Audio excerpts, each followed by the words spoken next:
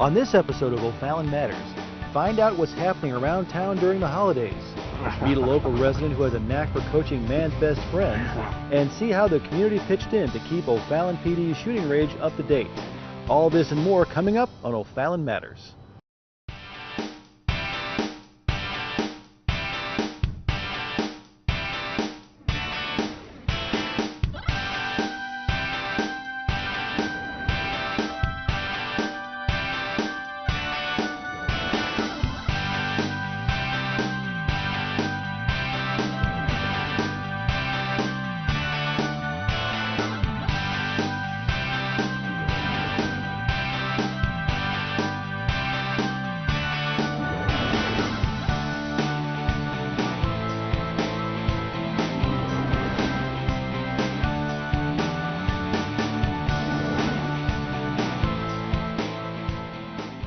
Welcome to this episode of O'Fallon Matters. The sound of cars speeding by can now be heard on Phase 3 of Route 364. Let's check out some highlights from the ribbon-cutting ceremony. Phase 3 of the Route 364 page project is now completed. And not too long ago, state and local officials gathered to celebrate one of the most ambitious road projects in the history of St. Charles County. I can't tell you how excited I am to be here this afternoon. Let me begin by saying thank you to our friends at MoDOT for putting this together, this fantastic celebration together. It's a great way to honor the culmination of the nearly 20 years effort to make this highway a reality. Because of their commitment to developing and strengthening our infrastructure, we will have less congestion on Highways K, I-70 and 40, which will lead to safer, more convenient driving for all of us. And we'll undoubtedly see some economic development because of this project once it's completed.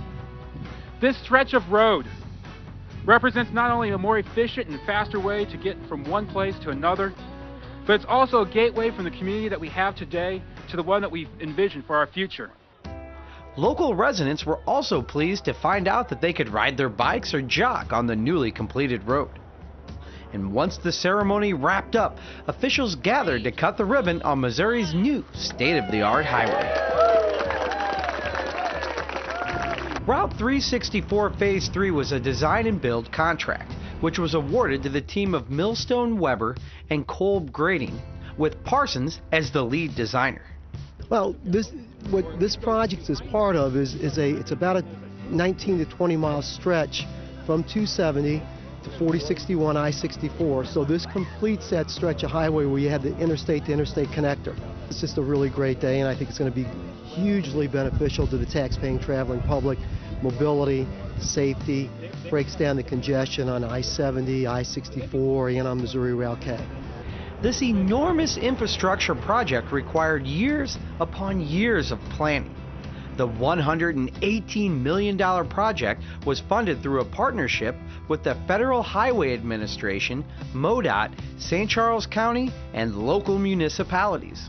The amazing thing is that for a project like this, it was over $100 million. To get about $57 million from local support is unheard of, and really to get that much support from the St. Charles County and basically all the cities, municipalities within St. Charles County to contribute to such a project, because it's important to the county as a whole.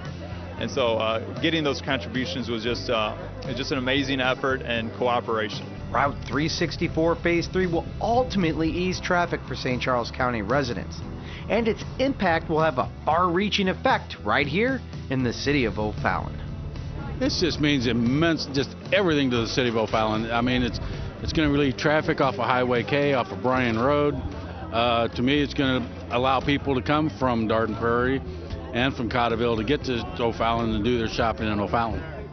Thanks to all the individuals and planners who worked tirelessly over the decades so that the residents of St. Charles County can move about with greater ease for generations to come. Our police department's firing range needed a few renovations, and our community was there to help. Brett Figgis has this story. O'Fallon's police department is a professional, community-oriented service. Our officers are proud to be a part of the O'Fallon community, and they take the idea of public service seriously. We've seen their support for Missouri Special Olympics grow through the years, And our officers love meeting O'Fallon residents at the National Night Out event. Whether they're protecting our streets or participating in local events, our officers are always courteous, professional, and especially highly trained.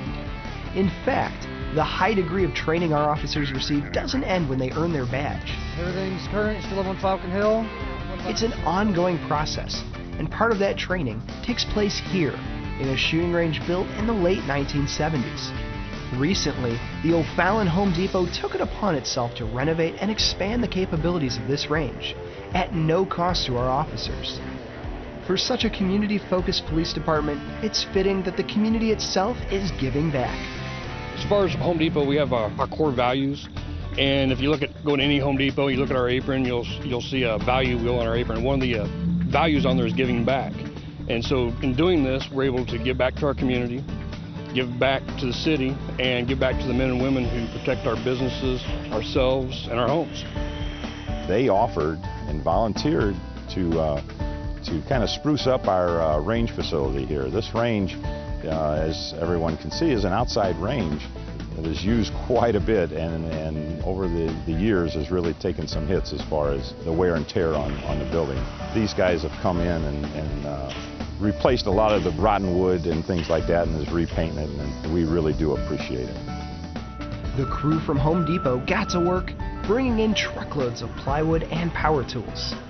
Our officers offered assistance as well, and they worked together as a single team. In the end, the renovations were extensive.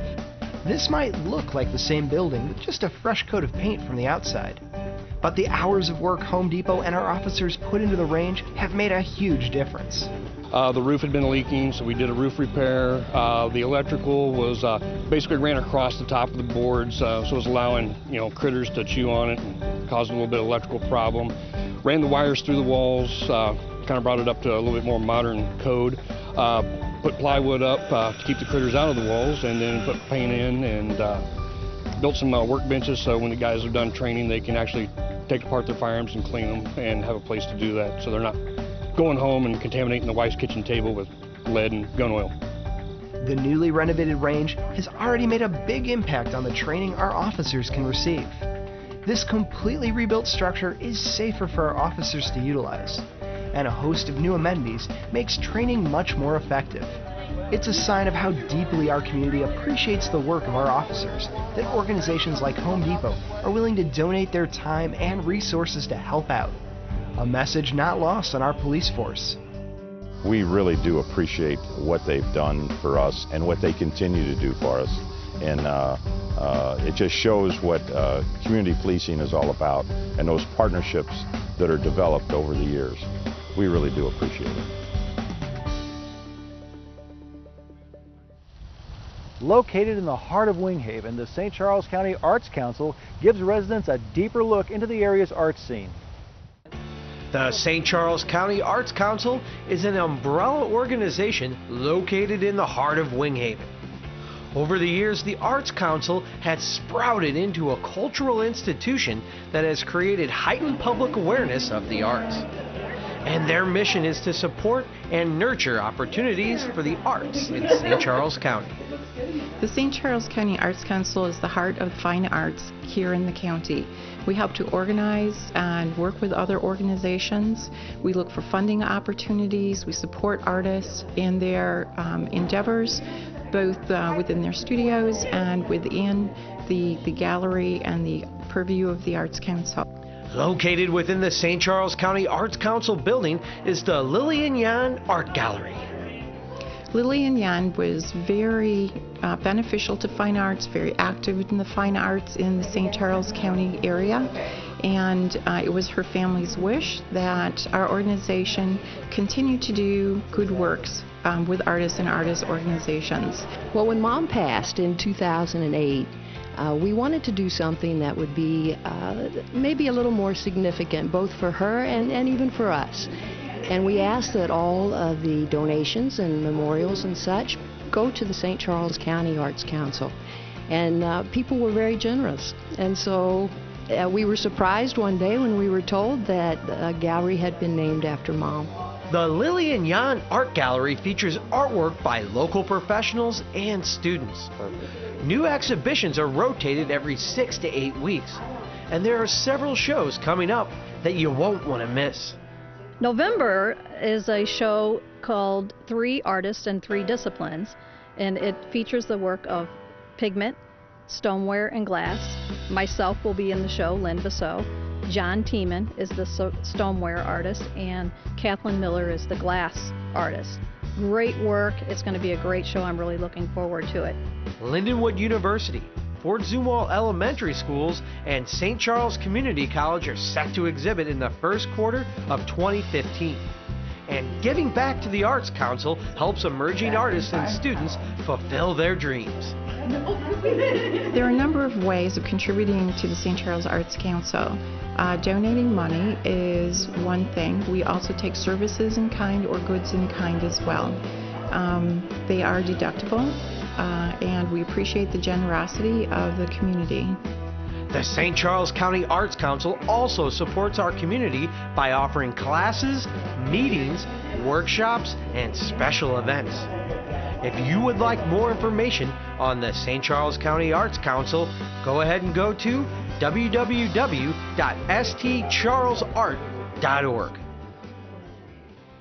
It's time for a break. When we come back, we'll find out about an ancient Indian mound in Dames Park. Then we'll catch up with Brett Figgis to get the scoop on all the great holiday events in O'Fallon. You're watching O'Fallon Matters.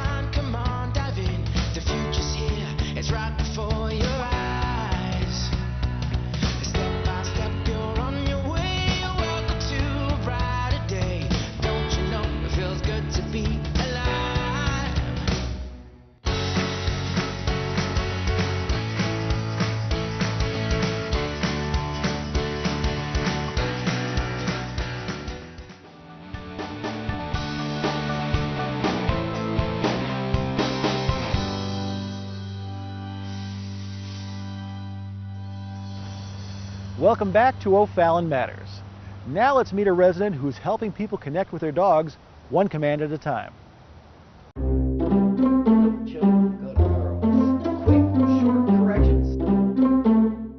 Local resident Shane Wisdom has a unique career.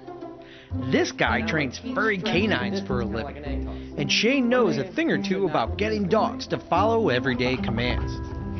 Shane came up with a type of training for real-life scenarios delivered in everyday terms that anyone could use. A type of training that people in the community can relate to and remember how to use. Shane started his lifelong love for dogs at a young age. When I was in high school, I had a job at Pass Pets at Northwest Plaza, and I went there 2 hours a night and took care of the dogs. Went to school to be a teacher and realized schooling wasn't all I bargained for. So I got a job at a vet's office and worked there for about 8 years. Kind of got at the top of the game at the vet's office, couldn't really go anywhere, so I looked for a skill to do. After deciding to change his career a bit, Shane headed west for a new goal. I went to Arizona Canine Academy. It was in Sierra Vista, Arizona, probably right on the border of Mexico and Arizona.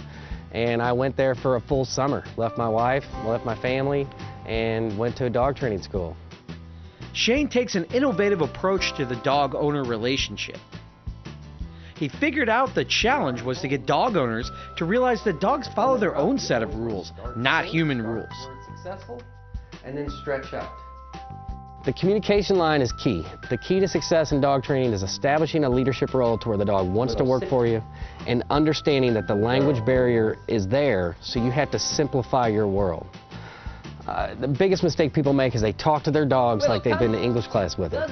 Your dog doesn't know a lick of English, so you got to make sure whatever English you want to teach him, it's short, easy, and to the point. One word, one action to go with that word. Training dogs for a living definitely has its challenges. I deal with a lot of aggression issues. You go to people's houses and they're sweet, loving people, and they get a dog that is just pressuring them, and they get torn between, what do I do with this dog? Do I get rid of this dog, or how do I fix this dog? And by the time they call me, you know, they're on their last leg. They're ready to get rid of the dog. So it's always on the back of my mind that if it's a failure, this dog might not be in this home the next day. Aggression is a pretty tough problem. It's a pretty scary problem, and I always come at it two directions. I come at it through a parent's perspective, because I've got 2 kids, and I also come at it through a dog trainer's perspective, and I try to weigh out the information I'm telling my clients to make sure it's actually going to work and make sense to them. Quick, sharp, easy, done. Shane has trained over 1,500 local dogs, but he still finds a way to spend time with his family while running a successful dog training business. I do all in-home private lessons, and since I work for myself, if I'm ever sick, I don't have anybody to call in to sick. I can take my kids to school, pick them up from school, because I can schedule my appointments around it. It really works nice. It helps my wife out, because she's a nurse, and she needs me there. What are they doing? Helping to train O'Fallon's dog population is Shane's passion, and he also enjoys what O'Fallon offers his family. There's a lot of stuff to do out here. You know, you can go see, you know, some baseball games. You can go see, you know, they got the Civic Park has always got the live music and stuff out there. I just really enjoy O'Fallon. It's always good to know that we have a resident here in O'Fallon that can help us all with the dog wisdom that we need. Good girl! That's a good girl! Don't let the cold weather keep you trapped inside this winter. There are plenty of amazing family events still ahead.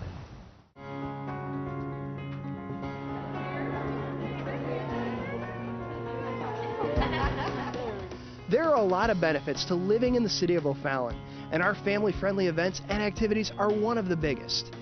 Winter might just be around the corner, but that doesn't mean you need to stay cooped up inside. Today, we're going to take a look at some of the great events still ahead.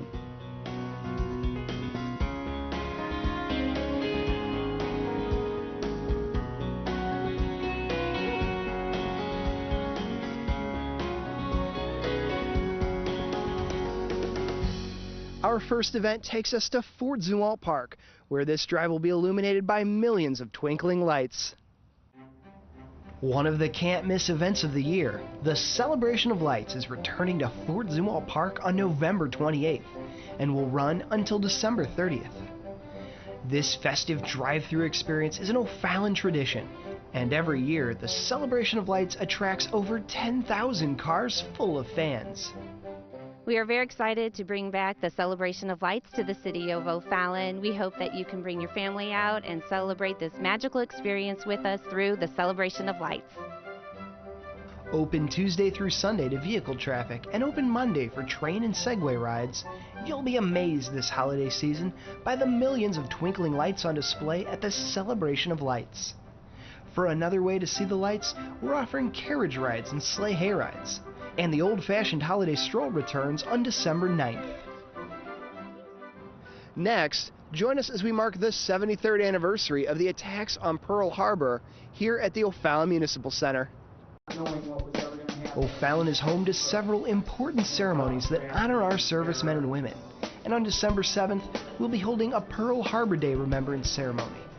This ceremony will mark the 73rd anniversary of the bombing of the U.S. fleet stationed at Pearl Harbor, Hawaii on Sunday, December 7th, 1941. Hope you can join us for the Pearl Harbor Remembrance Ceremony. Come join us in remembering Pearl Harbor and the veterans that gave their lives. Held at the O'Fallon Municipal Center, the ceremony will begin at 2 p.m. as veterans and residents alike come together to remember this infamous day. We've got a trio of events that combine tasty treats, festive games, and a visit with jolly old St. Nick. It's easy to have a lot of fun with Santa here in O'Fallon. At the candy cane hunt, kids get a chance to search high and low for candy canes hidden around the RSC. At the Breakfast with Santa, you can enjoy donuts and juice while playing fun holiday-themed games.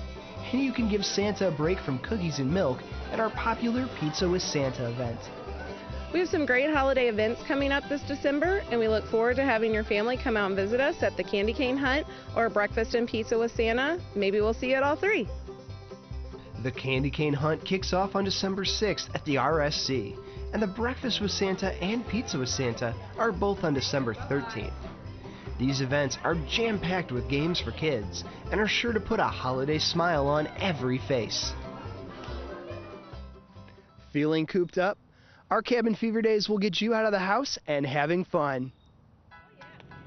Cabin Fever Days returns to O'Fallon Sports Park for another blast of winter fun.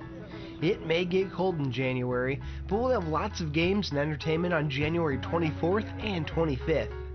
Each year, Cabin Fever Days gets bigger and better, and this year is no exception. It's a great way to get out of the house with your friends and family and just have some fun. If you're left in a daze after being cooped up all winter long, this is the best way for your family to have a lot of fun outside. Look for a complete list of Cabin Fever Days activities in your Winter Parks and Rec Guide. There's always something to do in O'Fallon.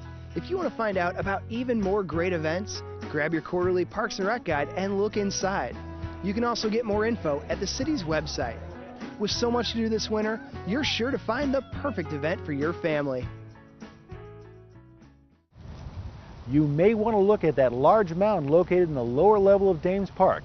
It's thought that this grassy mound has a forgotten history. The presence of permanent, non-Native American residents in O'Fallon can be traced back as far as 1796, when Jacob Zumwalt accepted a Spanish land grant. But local archaeologists and historians believe Native Americans may have inhabited this area as early as 8,000 to 12,000 BC. Now, let's fast forward to today. If you drive through Dames Park, eventually you'll run across a strange mound by the lower football fields. This oval-shaped mound is believed to be one of the oldest ancient Native American mounds in North America. Well, we were doing a survey of the Peru Creek. We got a grant from the National Park Service that's administered by the State Historic Preservation Office here in Missouri. And part of that grant was to look for places before all the development, and that was going in. It's back in 1984, I believe, we got the grant. And so we were doing surveys of selected portions along Peru Creek. And we came across this area here and was surveying it, and we looked at it and it was like, wow, this is a mound. And what you find on it are prehistoric artifacts as well, pottery that dates to about 2,000 years ago. So that tells us the mound's probably about 2,000 years old.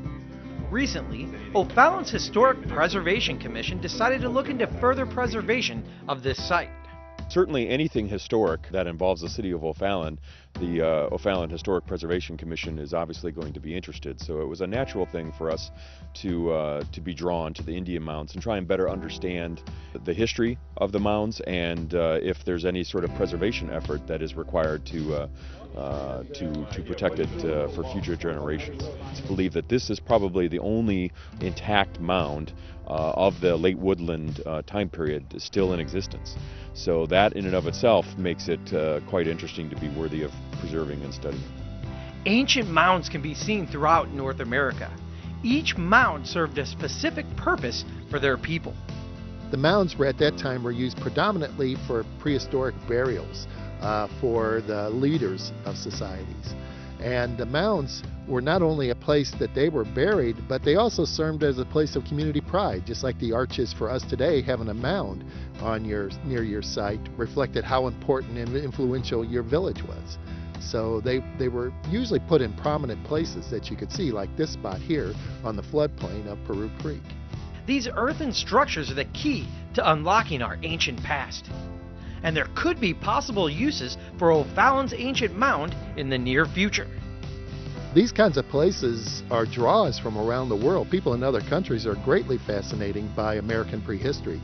So having something like this is a great asset to the community. The fact that this mound is probably the oldest human site in the city limits of O'Fallon, that almost by definition makes it worthy of understanding and worthy of preservation. So I think O'Fallon has a lot of history, and we're just now beginning to understand it. Keep up with future episodes of O'Fallon Matters to find out about the O'Fallon Historic Commission's plans for the future of O'Fallon's ancient Native American mound. We hope you enjoyed today's show. If you have a good story idea, let us know. You can email us at OFallonTV@o'fallon.mo.us. Please remember to give back to your community because O'Fallon matters to all of us.